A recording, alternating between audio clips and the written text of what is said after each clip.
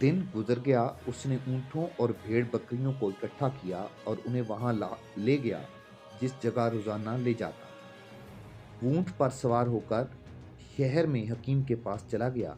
उसने अपनी तबीयत की ये तब्दीली हकीम को बताई। हकीम ने बदरूप के शक का इज़हार किया, लेकिन एक रोज़ और दवाई खाने को कहा। उसने दवाई दी, जो मेहदी उल हसन ने रात सोने से पहले खा ली। गुज़िश्ता रात की तरह उसे गहरी नींद आई और सुबह तबीयत शगुफ्ता थी। वो रोज़मर्रा की तरह अली बिन सफियान के पास गया और वहाँ से अपनी ड्यूटी की जगह चला गया। उसकी जिस्मानी हालत अच्छी रही और ज़हनी हालत ये थी कि बदरूप का ख्याल गालिब था। आधा दिन गुजरा तो इसकी शगुफ्तगी कम होने लगी, जो आहिस्ता आहिस्ता ख़त्म हो गई। इसकी जगह घबराहट और उदासी आ गई। इसने ध्यान इधर उधर करने की कोशिश की और टहलने लगा। फिर आहिस्ता आहिस्ता तबीयत ठिकाने आ गई। उसके कानों में ऐसी आवाज़ पड़ी जैसे दूर कहीं कोई औरत रो रही हो। रोने की आवाज़ बुलंद हुई, फिर मद्धम होते होते खामोश हो गई। मेहदी उल हसन जहाँ था वहीं रहा। ये कोई बदरूह ही थी, और ये वही बदरूह हो सकती है जिसका जिक्र हकीम ने किया। मेहदी उल हसन के दिल पर खौफ तारी था। उसे जिस खौफ पर काबू पाना था, वो खौफ उस पर गालिब हो चुका था। उसने ये इरादा किया कि बदरूह से बात करे, लेकिन हकीम ने उसे बतलाया नहीं था कि ये बदरूह के साथ बात करनी चाहिए या नहीं। अगर वो किसी और जगह और मुख्तलिफ माहौल में किसी औरत के रोने की आवाज़ सुनता तो दौड़कर मदद को पहुंचा, लेकिन यहाँ किसी जीती जागती औरत का कोई काम नहीं था। ये फिरौनों के दौर की किसी लड़की की बदरूही थी। शाम को वो कल की तरह हकीम के पास गया। उसे बताया कि उसकी हालत क्या हुई, उसने कैसी आवाज़ें सुनी। हकीम गहरी सोचों में खो गया। बोला, मेरा शक यकीन में बदल गया है। ये बदरूह है। घबराओ नहीं, मैं अभी एक तावीज़ दूंगा, फिर बदरूह से पूछूंगा कि क्या चाहती है। इसके मुताबिक कुछ और करूंगा, लेकिन तुम्हें डरना नहीं चाहिए। ये बदरूह तुम्हारे साथ मोहब्बत करती है, इसलिए तुम्हें कोई नुकसान नहीं पहुंचाएगी। तुम उस जगह जाते रहना। अगर तुमने इस बदरूह से भागने की कोशिश की तो कुछ नुकसान का खतरा है। हकीम ने उसे एक तवीज़ दिया, जो उसने अपने बाजू के साथ बांध लिया। उस रात को मैं अपना अमल करूंगा।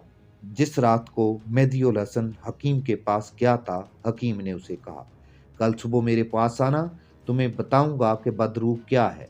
तुमने रोने की जो आवाज़ें सुनी हैं, वो इसी बदरूह की हैं। ये बदरूह शैतान नहीं, फिर भी कोशिश करूंगा कि तुम्हें इससे निजात मिल जाए।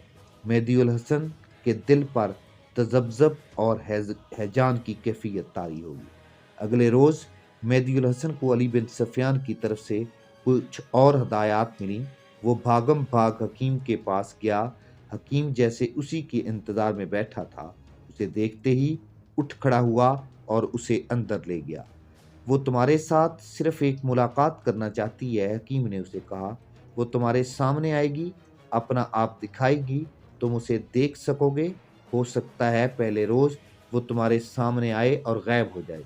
वो दूसरी दुनिया की मखलूक है, शायद इस दुनिया के इंसानों के करीब आने से गुरेज करे। अगर उसने ऐसा ही किया तो तुम्हें अगले रोज फिर जाना पड़ेगा। कहाँ? वहीं जहां तुम रोज जाते हो, हकीम ने कहा। जहां तुमने मुझे देखा था, तुम वहां रात को जाओगे। आप भी साथ होंगे? नहीं, हकीम ने जवाब दिया। उस जहान में गई हुई रूह सिर्फ उसे नजर आती है जिसे वो चाहती है। अगर कोई गुनाहगार बदरूह किसी इंसान पर नजर रख ले तो उसे फौरन मार डालती है। ये बदरूह जो तुम्हें मिलना चाहती है, किसी को परेशान करने वाली नहीं।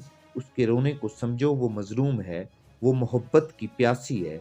मैंने रात जब उसे हाजिर किया तो वो ज़ारो कतार रोई और उसने मेरी मिन्नत की कि इस शख्स को थोड़ी देर के लिए मेरे पास भेज दो, फिर मैं हमेशा के लिए चली जाऊंगी। अगर ये बातें कोई और कर रहा होता तो मेहदी उल हसन पर इतना ज़्यादा असर ना होता जितना उसने कबूल किया। ये बातें उस हकीम की ज़बान से निकल रही थीं जिससे मेहदी उल हसन के बड़े हाकम भी मुतासर थे। वो हकीम भी था और आलम भी था। उसके बोलने का अंदाज ऐसा था जो सुनने वाले की रूह में उतर जाता था। اس نے مہدی الحسن کو یقین دلایا کہ رات کو اس بدروح سے اس کی ملاقات سے اس پر کوئی خوف طاری نہیں ہوگا، اسے نقصان کی بجائے شاید کچھ فائدہ ہی ملے۔ ایک احتیاط بھی ضروری ہے، حکیم نے اسے کہا، کسی کے ساتھ اس بدروح کے متعلق، اس کی ملاقات کے متعلق کوئی بات نہ کرنا۔ اگر تم نے یہ راز فاش کر دیا تو نقصان کا خطرہ ہے، تم اپنی دنیا کے انسانوں کو دھوکہ دے سکتے ہو۔ عالم غیب میں گئی ہوئی روح کا راز فاش کرو گے تو میں بتا نہیں سکتا تمہارے جسم کے ساتھ کون سے وہ اعضاء ہمیشہ کے لیے بیکار ہو جائیں، دو ٹانگیں سوکھ جائیں گی، یا دونوں بازو، یا دونوں آنکھیں بینائی سے محروم ہو جائیں گی۔ اب میں تمہیں جو بات بتانے لگا ہوں یہ بھی ایک راز ہے، یہ راز تمہیں اس لیے دے رہا ہوں کہ تم عبرت حاصل کرو۔ یہاں کی فوج کے 2 اعلیٰ رتبے کے کماندار رات کے وقت مارے گئے، کسی کو معلوم نہیں کہ وہ کس طرح مرے ہیں۔ مجھے 2-3 بدروحوں نے بتایا کہ ان بدروحوں نے اسے مارا ہے، انہوں نے بدروح کے راز فاش کر دیے۔